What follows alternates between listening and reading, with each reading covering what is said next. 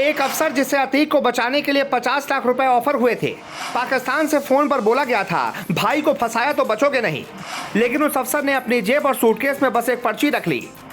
फिर वो कभी नहीं झुका और अंत में अतीक को उसके अंजाम तक पहुंचा दिया। धुआं धुआं करने वाले गुड्डू मुस्लिम भी इसी अफसर के रडार पर आया था।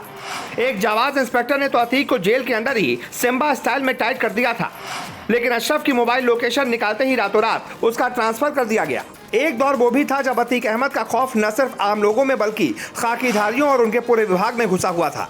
अतीक कुछ भी कर देता था, लेकिन खाकी जांच तो दूर आसपास फटकने की गुस्ताखी भी नहीं करती थी। लेकिन एक खाकी वाले ने बोला आता माझी सटक ली और अतीक को अंजाम तक पहुंचा दिया। बात 2005 से 2009 तक ही है।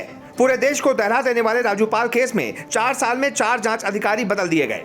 जांच अधिकारियों पर इतना दबाव था कि कोई भी इस घटना की इंक्वायरी नहीं करना चाहता था, लेकिन इन्हीं 4 जांच अधिकारियों में से एक का नाम था नारायण सिंह परिहार। सेफ्टी को ध्यान में रखते हुए हम उनकी फोटो नहीं दिखा सकते, लेकिन ये कहानी जरूर बता सकते हैं। राजूपाल हत्याकांड के चौथे विवेचक नारायण सिंह परिहार को 2008 में 50 लाख रुपए का ऑफर दिया गया था। न मानने पर गलत काम में फंसाने की धमकी भी दी गई थी, लेकिन नारायण सिंह नहीं झुके। उन्होंने न सिर्फ अतीक, अशरफ और उनके गुर्गों के खिलाफ चार्जशीट लगाई, बल्कि 6 और आरोपियों को भी एफआईआर में शामिल किया, जिसमें गुड्डू मुस्लिम का नाम भी शामिल था। उनके मोबाइल पर कई बार पाकिस्तान के नंबरों से धमकी भरे फोन आए। आपको बता दें, विधायक राजूपाल को 25 जनवरी 2005 को दिन दहाड़े गोलियों से भून दिया गया था। इस मामले में पहली विवेचना तत्कालीन थाना अध्यक्ष धूमनगंज परशुराम सिंह को मिली थी। अशरफ की मोबाइल लोकेशन निकालने पर इंस्पेक्टर का रातों रात ट्रांसफर हो गया था।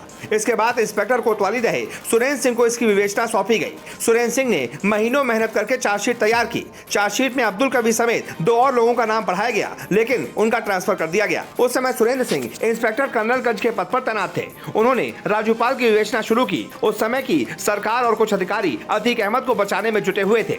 उन्होंने दबाव बनाया, लेकिन सुरेंद्र सिंह डिगे नहीं। उन्होंने नैनी जेल में अतीक अहमद से पूछताछ की। अतीक अहमद की अकड़ दिखाने पर उन्होंने जेल में ही अतीक अहमद को टाइट कर दिया।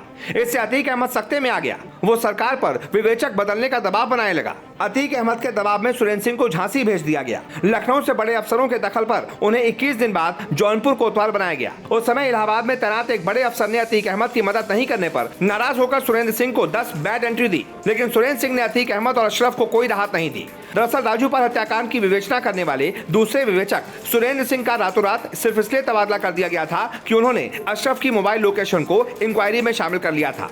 अशरफ ने राजूपाल का पीछा किया था। राजूपाल के मोबाइल की लोकेशन जहां जहां थी, अशरफ के मोबाइल की लोकेशन वहीं वहीं ट्रेस हुई थी। जिस दिन ये फैक्ट इंक्वायरी में शामिल किया गया, उसी दिन सुरेंद्र सिंह के खिलाफ 13 मामलों में जांच के आदेश दे दिए गए और रातों रात उनका ट्रांसफर हो गया। फिर अतीक के दबाव में विवेचक बदलकर कुछ लोगों के नाम निकाले गए। इंस्पेक्टर कोतवाली रहे एचएस राय को विवेचना सौंपी गई।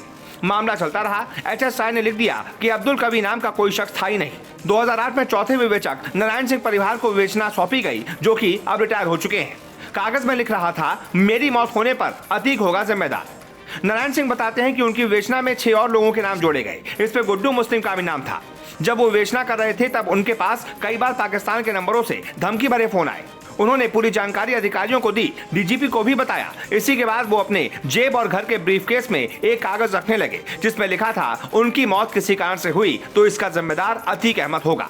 एक बार तो उन्हें 50 लाख का ऑफर भी दिया गया था और कहा गया था कि चार्जशीट भी लगा दो, लेकिन केस ऐसा बनाओ कि अदालत में टिक ना पाए। एक बार तभी जुबान में धमकी दी गई कि अतीक जिसको चाहता है उसको दुष्कर्म में फंसा देता है। राजूपाल हत्याकांड में नारायण सिंह परिहार के बाद विवेचना 2009 में सीबीसीआईडी को सौंपी गई। वहीं 2016 से जांच सीबीआई कर रही है।